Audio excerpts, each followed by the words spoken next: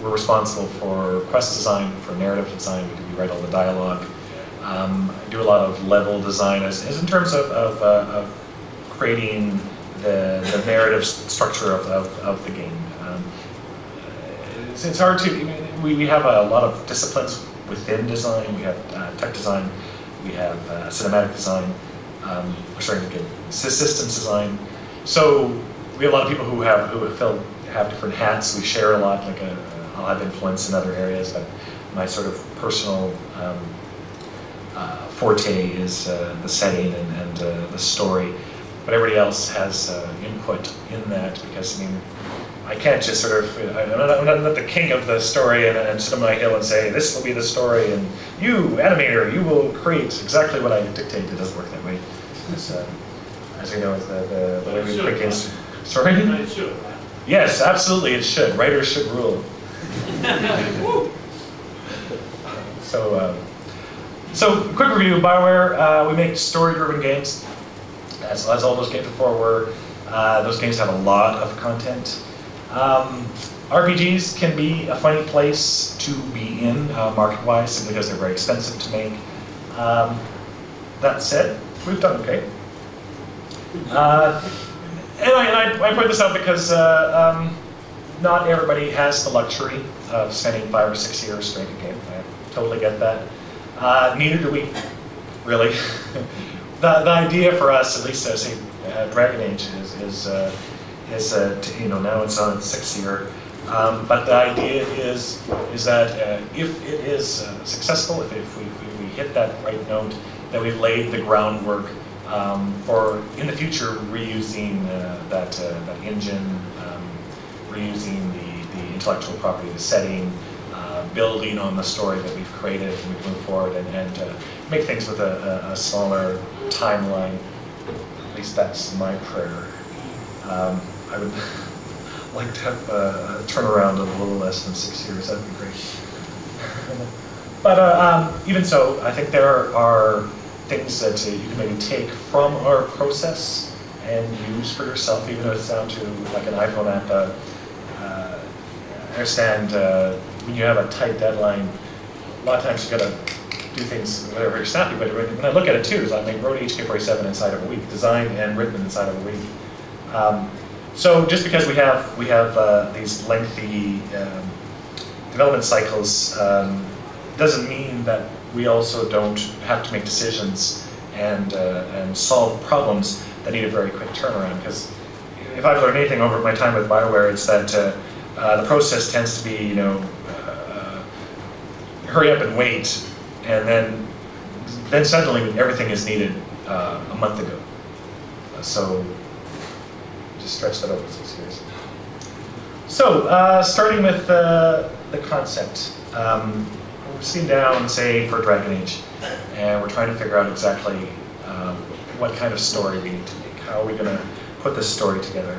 I think the first thing that has to be sort of acknowledged is that you have to tailor your story to take advantage of the features you're planning, but they shouldn't be your story. Just because you can make a game with curved surfaces now does not mean that your story should be about curved surfaces.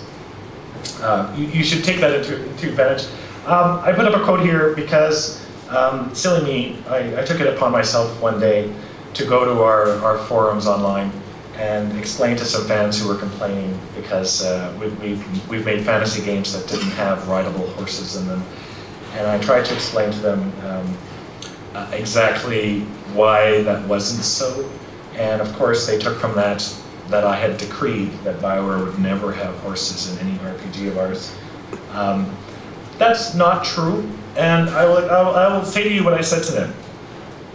The thing is, if I'm looking at writing a story, and if it was to have horses take a certain investment of time and energy, especially if you have a first-person view, like what was the game? Oblivion comes to mind. If you're riding a horse, you see the back of the horse's head, you hear basically coconut clip clop clip clop.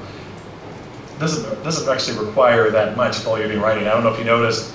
No, actually, Oblivion, I think Morrowind had just a head. I think you could see the whole horse in Oblivion. But even then, if there was a fight, you had to get off the horse in order to fight. So if you were to have a rideable horse in a fantasy RPG and you were going to fight from it, that would be quite an investment of time and resources. Thus, if I was to write a story where that was one of our plans, I would have to create a story that took advantage of the horse riding. I mean, doesn't that make sense? I would need to incorporate, say, jousting. Say, you would need to consider the fact that if you're riding a horse and you're moving very quickly, you're going to need, it's going to dictate the size of the areas you're going to have. You're going to need long stretches where the player's going to be able to ride through. You can't have small areas, otherwise they'll ride through it in 10 seconds and suddenly be on a loading screen, and that would really suck. You're going to need to think, if we have parties of characters, is everybody on a horse? Because I don't know about you, but trying to pathfind for 4 to 6 different horses that are all longer than they are wide across terrain. I'm not a programmer, but I think it sounds difficult even to me. So either we'd have to do one of two things, right? Either not have a party, or think about how we're going to do this pathfinding for all of these horses. Are they all going to be fighting from horseback?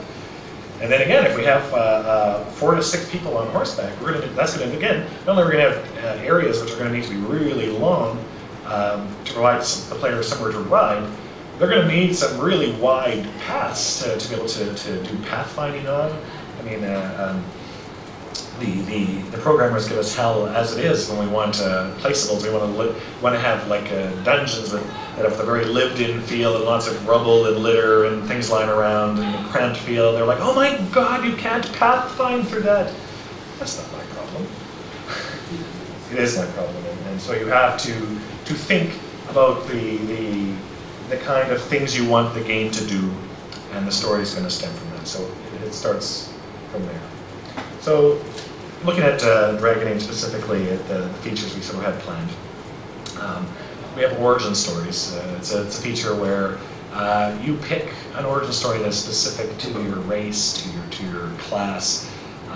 You could be an elf who has grown up in a human city and is sort of resentful of humans for oppressing them.